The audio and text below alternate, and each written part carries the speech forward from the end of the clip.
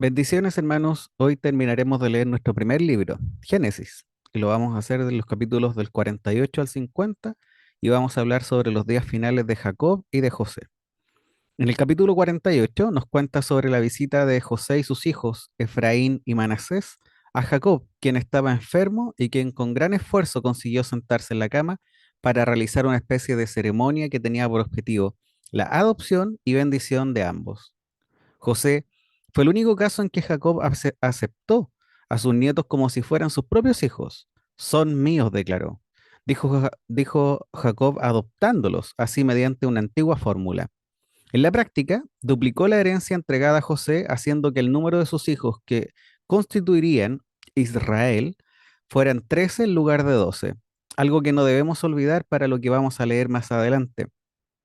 José le colocó al hijo mayor, es decir, a Efraín a la derecha, y al menor a la izquierda, es decir, a Manasés, para que la bendición de Jacob les cayera en el orden jerárquico propio de la cultura. Sin embargo, en el momento de extender las manos para impartir la bendición, Jacob cruzó los brazos para bendecir primero a Manasés y luego a Efraín. En esta bendición de forma intencionada bendice con su mano derecha a Efraín, acción reservada para el mayor, el primogénito. Sin embargo, Jacob entiende que es Dios quien decide la soberanía de lo que ocurre y no la tradición del hombre. En el desarrollo posterior de las tribus veremos cómo Efraín llegó a ser la tribu más prominente, de tal manera que incluso el reino del norte, Israel, se llamó histórica y proféticamente Efraín, como vamos a ver más adelante. Y a modo de ejemplo, usted lo puede revisar hoy día en el libro de Oseas, capítulo 6, versículo 4. Otro dato interesante es que Jacob concede a José el territorio de Siquem en Canaán como herencia. Esta concesión como un acto legal confirma que José es el elegido como primogénito y por lo tanto obtiene una herencia superior a la de sus hermanos. Además, también vemos que es un acto de fe, ya que afirma la realidad de que Dios hará volver a su descendencia a Canaán. Y terminando el capítulo 48, nos cuenta que Jacob casi de una forma profética le dice a José que está a punto de morir, pero Dios estará con ellos y que los hará volver a la tierra de Canaán. Luego, en el capítulo 49, Jacob reunió a sus 12 hijos cerca de su lecho de muerte y dijo algunas palabras que son al mismo tiempo bendición, pero predicción. Lo que les iba a ocurrir a las 12 tribus de Israel en el futuro, para bien o para mal, no sería resultado de la casualidad. Jacob era consciente de que estaba hablando proféticamente, inspirado por el Espíritu de Dios. Jacob se dirigió primero a los 6 hijos de Lea, según sus edades, luego a los 4 hijos de las sirvientas y finalmente a los 2 hijos de Raquel.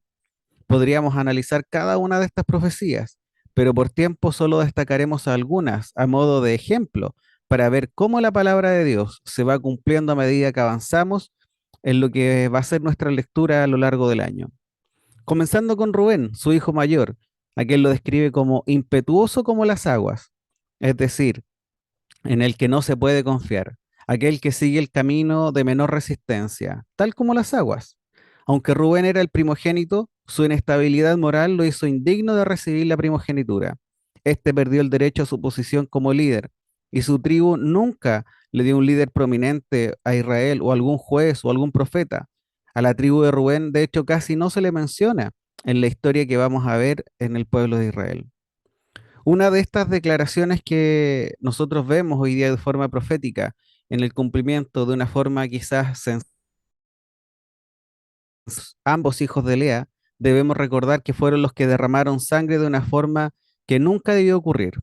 Pero el pecado trae consecuencias, y en esta declaración podemos ver esas consecuencias. Las palabras finales para estos 2 hijos incluyeron algo que debió ser muy duro escuchar. Jacob les dice, yo apartaré en Jacob y los esparciré en Israel. Y esto, como leeremos más adelante, tuvo un cumplimiento, ya que ninguna de estas 2 tribus iba a obtener tierras en Canaán, sino que serían esparcidas por todo el país. Cuando, cuando, cuando más tarde la tierra prometida fue dividida entre las tribus, Simeón no recibió nada, sino que su heredad consistió en una docena y media de ciudades, pero estaban dentro de la heredad de Judá. Cuando lleguemos al libro de Josué, nosotros vamos a leer esto y nos vamos a dar cuenta que ellos quedaron dentro de la heredad de Judá. Vemos también que en su tránsito por el desierto en el Éxodo, la descendencia de Simeón fue una de las que más se redujo de 59.000 a 22.000, convirtiéndose así en la tribu más pequeña. Finalmente, la tribu de Simeón gradualmente va a ser absorbida por la tribu de Judá. Por otra parte, en un hecho quizás más conocido, los descendientes de Leví tampoco recibieron heredad. Estos fueron dispersados en 48 ciudades entre las 12 tribus, sirviendo al Señor en medio del pueblo, pero sin recibir heredad. De esta forma, se cumplirían las palabras que ha profetizado en este momento su padre. Yo los apartaré en Jacob, los esparciré en Israel. Y claro, como estamos hablando de ejemplo, ¿cómo no hacerlo con una de quizás las profecías que está declarando más importante para nosotros? Esta es la que va a hacer a Judá, a su hijo, ya que por medio de este vendrá el linaje en el cual viene el Mesías. Y por eso nosotros tenemos que poner mucha atención. En esta declaración, Jacob le dice, Judá, te alabarán tus hermanos. Las palabras de Jacob implican un juego de palabras, ya que el nombre hebreo de Judá significa alabanza. A este hijo lo iban a alabar sus hermanos, ya que Dios iba a hacer cosas maravillosas mediante él. La bendición del pacto que Dios había dado a Abraham, a Isaac y a Jacob, ahora la iba a tener Judá. Judá también iba a asumir el liderazgo, el derecho que los otros tres hermanos habían perdido. A la tribu de Judá se le describe como un león joven, victorioso sobre sus enemigos. David iba a venir desde esta tribu e iba a establecer la dinastía que le iba a dar reyes al pueblo de Dios. El báculo real sería sostenido por los descendientes de Judá, incluyendo al más grande hijo de David, es decir, a Jesucristo nuestro Señor. Y repasando otras profecías de forma rápida, podemos ver los ejemplos, por ejemplo, de Isaacar, quien es comparado como un asno fuerte, satisfecho con descansar en tierra deleitosa, quien veremos que no tuvo el deseo de pelear por su independencia, siendo subyugado por sus enemigos, o la tribu de Gad, quien dice que sin protección en su territorio, al estar al oriente del Jordán, sería atacado con frecuencia por sus enemigos, pero al mismo tiempo, esta tribu vencería a las tropas de los enemigos. Y al terminar, finalmente, estos ejemplos, vamos a ver en este capítulo cómo Jacob pide ser sepultado con sus padres en Canaán después de su fallecimiento. Y al terminar este día, en el capítulo 50, nos damos cuenta cómo José se encarga de dar cumplimiento a la solicitud de Jacob y lo llevan en una inmensa caravana a Canaán para sepultarlo junto a sus padres. Y sobre este capítulo 50 quiero mencionar dos meditaciones o reflexiones. La primera es sobre lo que leemos de los hermanos de José, quienes con la muerte de su padre creen que José se vengará. De la misma forma, ¿cuántas veces nosotros nos comportamos como los hermanos de José? Y me refiero a que habiendo recibido el perdón por parte de Dios, seguimos con desconfianza, como si Dios se fuera a arrepentir y en vez de disfrutar de su amor día a día, pareciera que estamos atentos y alertas de si éste nos va a castigar. Suena muy burdo lo que digo, pero muchas veces los cristianos parece que eso es lo que pensamos, porque pareciera que nos olvidamos del perdón recibido y de la fidelidad de Dios y el amor que muestra hacia nuestras vidas cada día.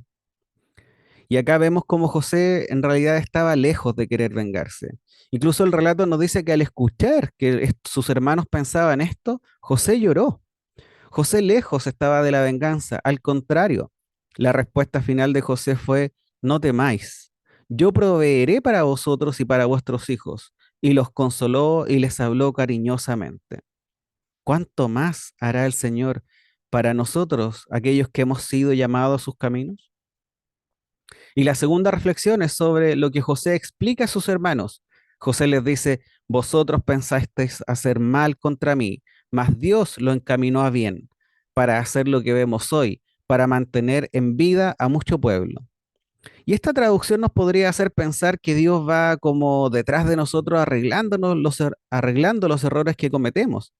Pero quiero contarles que en el original hebreo el término que utiliza esta palabra de pensasteis o encaminó es hashav. Y en esta palabra, otra traducción podría ser un plan o planificación.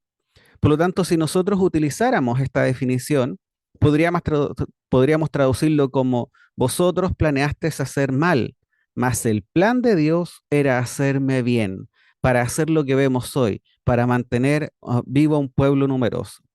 ¿Se da cuenta el cambio? Es el plan de Dios el que predomina sobre todas las cosas. Él no va detrás arreglando las cosas. El plan de Dios original siempre fue que utilizar la maldad de sus hermanos para poder llevar a José a este lugar, a esta posición, para poder hacer bien a mucho pueblo. Así que debemos recordar, hermanos, Dios está en control de todas las cosas. Nada ocurre en medio de nuestras vidas si no es por la voluntad de Él. Y con esto así vamos a terminar no solamente nuestra lectura de hoy, sino que nuestra primera lectura del primer libro de nuestra Biblia. Así que les animo a continuar con este desafío y deseo que tengan un bendecido día.